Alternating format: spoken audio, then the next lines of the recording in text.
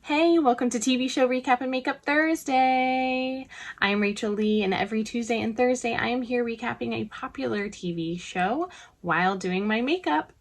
If you love watching TV shows and makeup, don't forget to hit that subscribe button. Today I'm talking about Netflix series Ginny and Georgia, Season 1, Episode 2, It's a Face, Not a Mask. I just want to start off by saying this show is not something that I would continue watching. I have found it very predictable and I have not enjoyed sitting there watching it, but I will, however, continue to watch it just so I can find out what happens in the end and so I can update all of you by recapping and reviewing each of the episodes. It is still, however, a very good storyline and it's still a very good show. It's just not something that I've enjoyed watching. There are parts about it that I both like and dislike, so if you stick around, you can hear all of my thoughts on both of those. So episode 2, It's a Face, Not a Mask, starts with Georgia screaming, "No, no, no, no," and running in to Ginny's room at 5 a.m., waking her up to see if there is a hair on her chin. If my mom did that to me when I was a teenager and woke me up, I would be really mad at her because I love sleep. We see Ginny continuing to deal with her AP English teacher, and I can't tell if he doesn't like her because he's, sexist or if he's racist. We're gonna see a lot of those themes throughout this show. In this episode, we're gonna see Ginny, having to deal with teenage life and kind of go through all of those things that we all dealt with as teenagers, dealing with really shitty friends and learning as we go about life as a teenager. And we also see her dealing with like those new shitty friends, and some of them seem to be a little racist. This is where I don't like some parts because I can't stand watching them act like this and her not speaking up for herself and saying, hey, you're being really shitty. And not even just like being shitty friends, you're just being shitty humans at this point. We continue to see Austin dealing with bullying from the same kid he did in episode 1.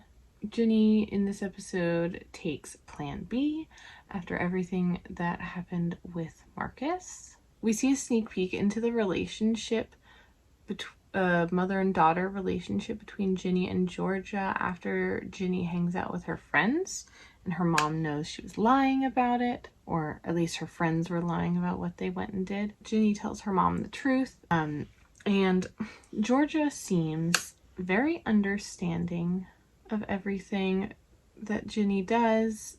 She knows she's a typical teenager going to do things anyway. She's very understanding and she's like, you just need to be careful with this stuff. But I feel like she's doing a really good job of also being like there to help her through all of that stuff, knowing she's gonna go do it, not getting angry and just being like, well, I'm here if you need me. No secrets. Always tell me the truth.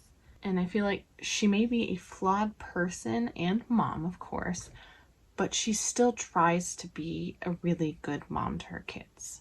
Ginny turns the lights off and her room is dark, and we see her pull out this lighter from episode 1. She pulls on her pants too. And then we see these like scars on her inner thigh. And we see her take the lighter and burn her inner thigh with it. So on top of all the other things we're seeing, racism, sexism, bullying, all of those, we're also seeing self-harm being added to this storyline, which I think is a very important topic to have with teenagers. We also see some flashbacks of Georgia at this bar still, and she's still with this lady. The flashbacks are showing her leaving and going to Utah with the man that I believe, they don't ever say who it is yet, or they haven't said who it is yet, but I'm gonna assume this is Ginny's dad. So Marcus comes through Ginny's window again. Ginny freaks out and she tells him that was her first time And then he kisses her and she lets him for like a second, and then she's like, wait, what are we doing?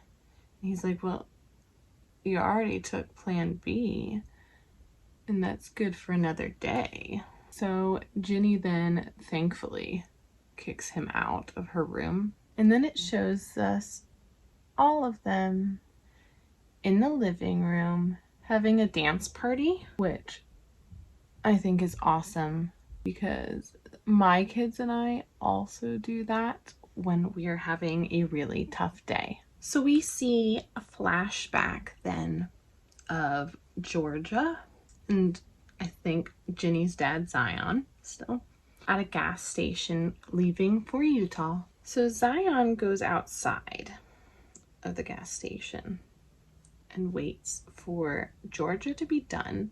She says she'll be right out. But then we see her rob the gas station with her gun that she has. So now we see Georgia and she is writing letters, but then we see she signs those letters from Austin's dad. So those letters that he's getting are actually from Georgia, not his dad, and she's writing them to make him think that his dad is sending him letters, which I think is really sweet of her, but also really sad for Austin. But then right after we see her writing those letters for Austin, we also see her sign up for a credit card in Austin's name. So then we see a flashback of Georgia right after robbing the gas station, I guess, going back to the house at the beginning of episode 1. Inside we see a woman who looks very drugged out.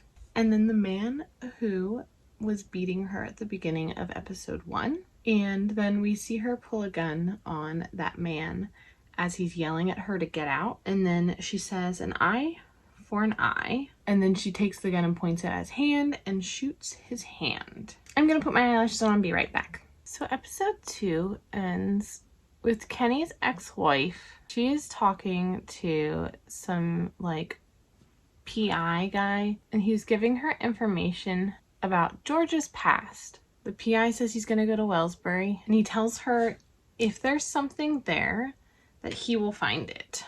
So,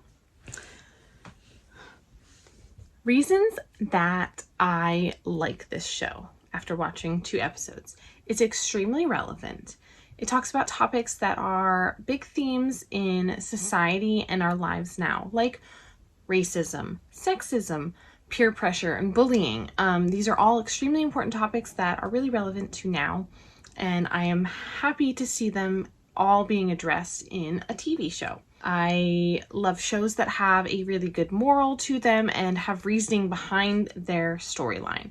All of these things that are happening in this show with Ginny are many things that I experienced myself as a teenager, and I feel like they are good lessons to have in TV shows for that exact reason. Reasons I don't like this show. The theme of the show is extremely predictable and boring. We see a woman who was obviously abused when she was younger, and then she got pregnant as a teenager. And she's had to do everything and anything she can to protect herself and her family, and also to take care of them. She herself is a good person, but she does what she has to for her family. This is obviously a very big theme that happens in a lot of shows and movies, which I myself find that to make it very predictable and boring because we've seen this. Now, I know there are going to be people who have not watched shows that I have watched at my age to have all of those themes, and it is still a very good show. I myself find it boring, and I know that is not a very popular opinion because a lot of people really enjoyed the show. The reasons that I will stick around and continue to update you on this show is because I hate not finishing a show once I've started it. I always end up wondering why they did certain things in the episodes, or how they rounded out that storyline, or did she end up being a better person in the end? And I need to know how the show finishes. So I'm going to continue watching it and see if it gets better. So let me know what you think of this show in the comments. Do you like it? Do you hate it? Do you just think it's okay? Let me know. Catch me back here on Tuesday so you can see what makeup I do next and listen to me talk about episode 3 and see how I felt after that. If you like TV shows or makeup, hit that subscribe button. You can see me here every Tuesday and Thursday recapping and reviewing popular TV shows. As always, thank you so much for watching, and I hope you have a great day.